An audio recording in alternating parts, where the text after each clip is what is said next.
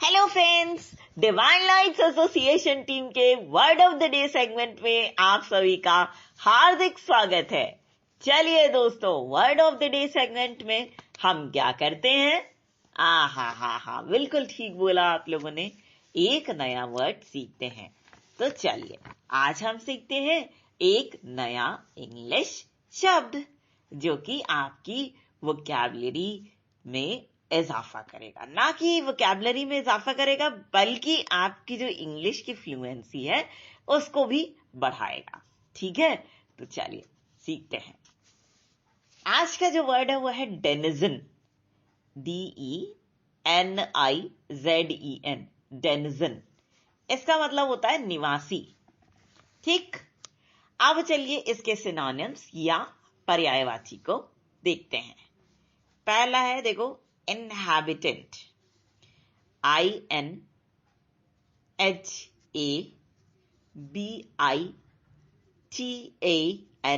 inhabitant. Next है resident, RESIDENT,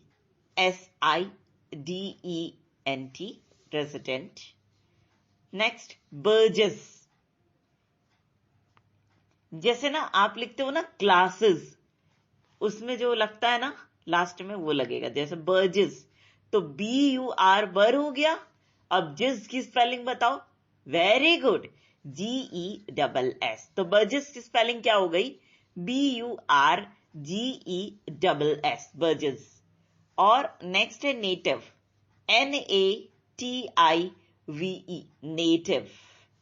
और next है ड्वेलर, ड्वेलर, बताओ।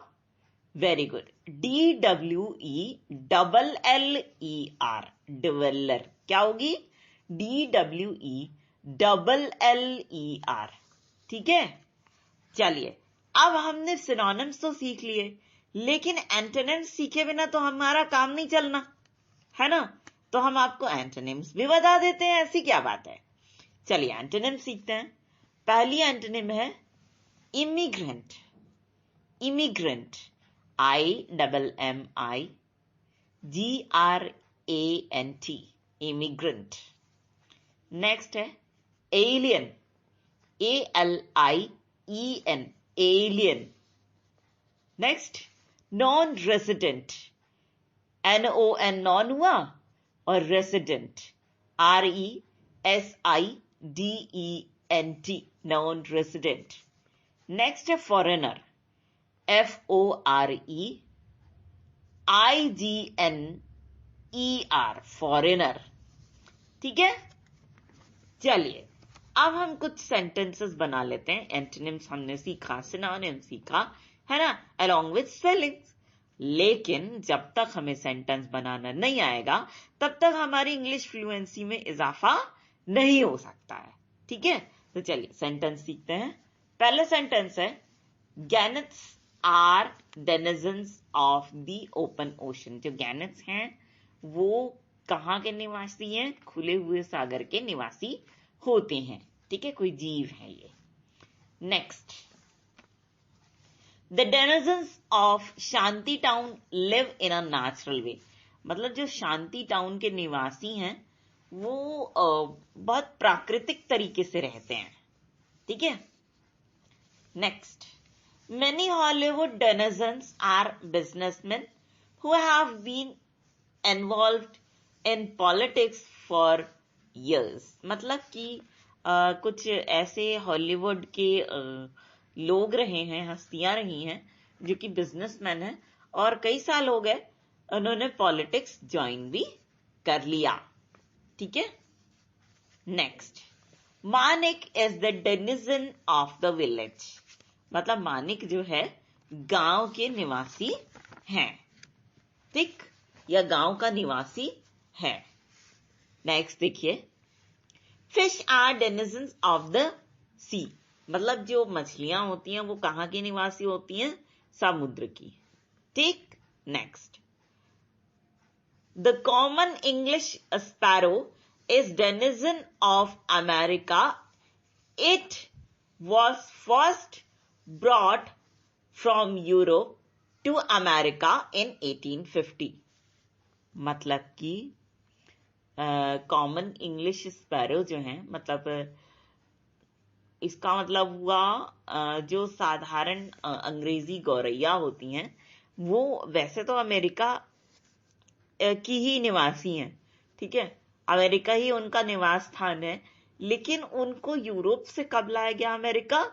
1850 में लाया गया, ठीक, ये कहने का मतलब है। Next, Rigzin had only a few harsh words, mostly for Hollywood and its denizens. मतलब जो रिग्जिन है, एक लड़की है रिग्जिन, उनके पास तो के बहुत कम ऐसे शब्द हैं जो कटु हैं, है ना, बड़ी सॉफ्ट लेडी है वो, उनके पास बहुत ही कम कटु शब्द हैं, और कटु शब्द जो उनके डिक्शनरी में हैं, ठीक है, जो वो बोलती हैं, वो सिर्फ हॉलीवुड के लिए बोलती हैं, और उनकी उस क्षेत्र से रिलेटेड जो हस्तियां हैं उनके लिए ही वो ऐसे कटु शब्द यूज करती हैं जो सो कॉल्ड उनकी डिक्शनरी में हैं, तकिया कलाम टाइप बन गए हैं, ठीक। नेक्स्ट देखिए, because of the company business Tanya have become denizen of Tokyo. मतलब कि कंपनी बिजनेस के कारण तान्या को क्या करना पड़ा?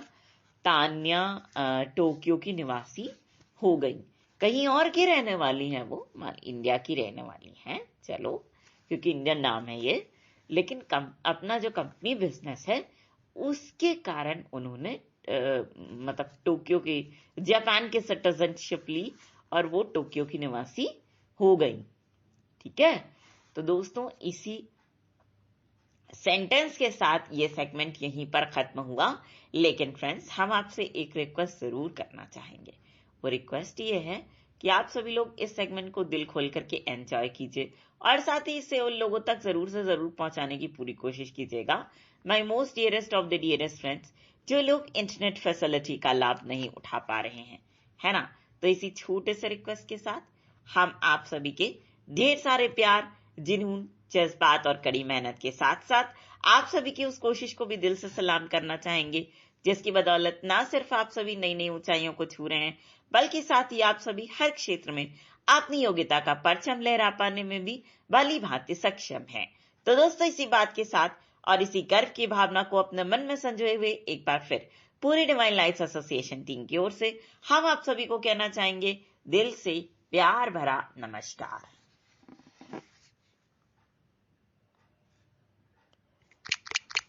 7 cans finished.